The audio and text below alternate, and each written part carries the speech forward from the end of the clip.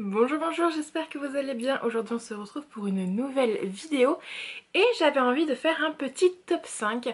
Du coup j'y réfléchis. Et comme vous avez pu le voir dans le titre, on va parler d'auteuristes et notamment d'auteuristes qui sont dans ma palle depuis longtemps et que je n'ai encore jamais découvert, dont je n'ai lu aucun livre et qui me tentent vu que j'ai certains de leurs livres dans ma palle mais je me suis toujours pas lancée. Donc on va partir tout de suite sur ce top 5. Et je suis assez contente parce que sur les 5 que je vais vous présenter, il y en a 3 qui sont francophones. Et je trouve ce ratio plutôt intéressant, donc je suis ultra contente et on va commencer tout de suite avec la première autrice. Je vais vous présenter ces deux livres qui sont dans ma palle et c'est Aurélie Wallenstein. Premièrement, j'ai Yardam dans ma palle qui est publié chez Scrinéo que j'ai acheté lors du premier confinement pour notamment soutenir la librairie qui était à côté de chez moi à l'époque. Du coup j'ai celui-ci et avant je m'étais déjà procuré Blé Noir et cette fois-ci c'est chez Girlstream dans leur collection électrogène. Vous savez à quel point j'adore cette collection de cette maison. Donc la tranche est noire, chaque livre a une couleur et les deux me tentent beaucoup, mais je vous avoue que la plume d'Aurélie Wallenstein me fait un petit peu peur parce que j'en ai eu des avis ultra élogieux, notamment Johan d'Autoromandie qui en parle avec énormément d'enthousiasme, mais il paraît qu'elle a une plume assez intense, assez dure et j'ai peur de pas adhérer à la plume tout simplement. Ces livres me tentent quand même parce que j'en ai deux dans ma palle. Je vous avoue que celui-ci me tente davantage, il est assez court, ça fait longtemps qu'il est là, je sais pas pourquoi je l'ai toujours pas lu, mais je le trouve hyper intriguant et en fait elle a une plume de ce que j'ai compris, donc assez intense.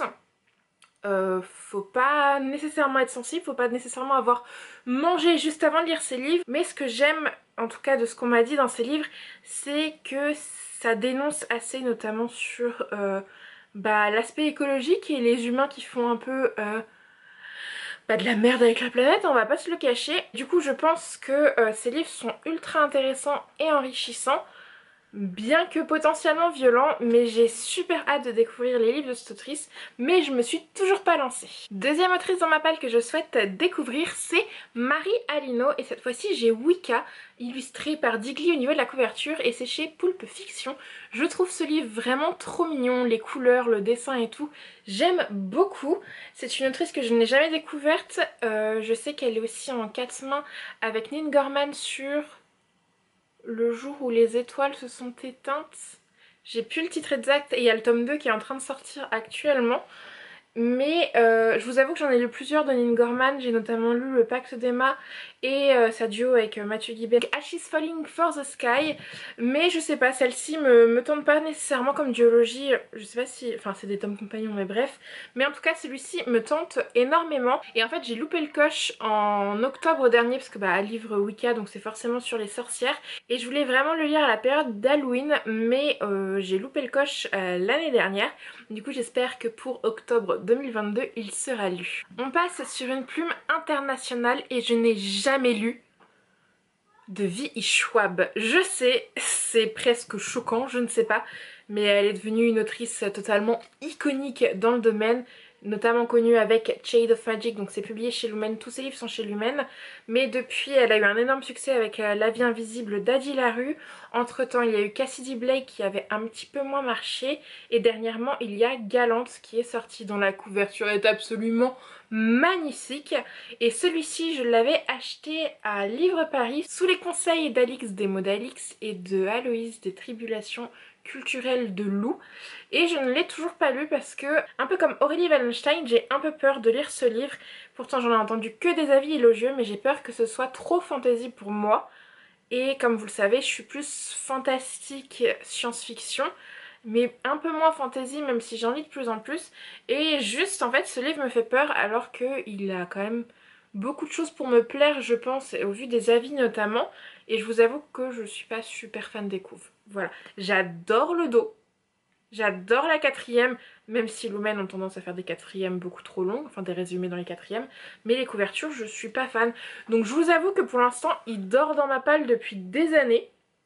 Mais j'ai ultra envie de découvrir la plume de V.I. Schwab, mais je sais pas si je veux la découvrir à travers Shade of Magic. C'est là tout le problème. On repart sur du français cette fois-ci avec un auteur et je n'ai jamais lu du Maxime Chatham. Donc j'ai les 2 ou 3 premiers tomes de sa saga Autre Monde dans ma palle, donc c'est publié au livre de poche. Je crois qu'il y a 7 tomes et un tome compagnon. Et je me les étais fait offrir à mon anniversaire à l'époque où il y avait une super vidéo, c'était Ningerman et Lemon June je crois, qui avaient fait une vidéo de dingue sur cette saga. Elles avaient adoré, je crois qu'elles avaient fini en lecture commune, je sais plus, mais ça commence à remonter déjà. Et ce livre m'avait énormément tenté à ce moment-là. Je l'ai depuis, on me l'a offert, j'étais au Havre. Et je sais plus si c'était la première ou deuxième année, mais entre temps j'ai fait 3 années à Paris et 2 en Sarthe. Ça fait au moins 5 ans voire 6 ans que j'ai ce livre dans ma palle. Mais il me tente toujours. Bah, je prends pas le temps de le lire parce que déjà j'en ai que 3. Et en fait c'est une longue saga et toujours un peu la flemme de débuter des sagas quand on sait qu'elles vont être longues. Pourtant elle est terminée donc j'ai pas besoin d'attendre la suite. Et je suis aussi tentée par ces polars parce que ça c'est plus de la science-fiction. Mais Maxime Chatham est surtout connu pour ses polars. Et je vous avoue qu'il y en a certaines qui m'intéressent, notamment mon amie Ophélie m'en a parlé, je crois que c'est le théorème du chaos, quelque chose comme ça. Mais je sais que ma copine Ophélie, ancienne libraire dans la librairie où je travaille, en avait lu, je crois qu'elle en a lu plusieurs, mais qu'elle a eu vraiment un coup de cœur sur celui-ci. Et à chaque fois il me tente, mais en fait je le trouve d'occasion que dans les vieilles collections et je préfère la nouvelle. Donc je l'achète jamais. Mais vraiment c'est un auteur que je veux vraiment découvrir, qui dort dans ma palle depuis hyper longtemps.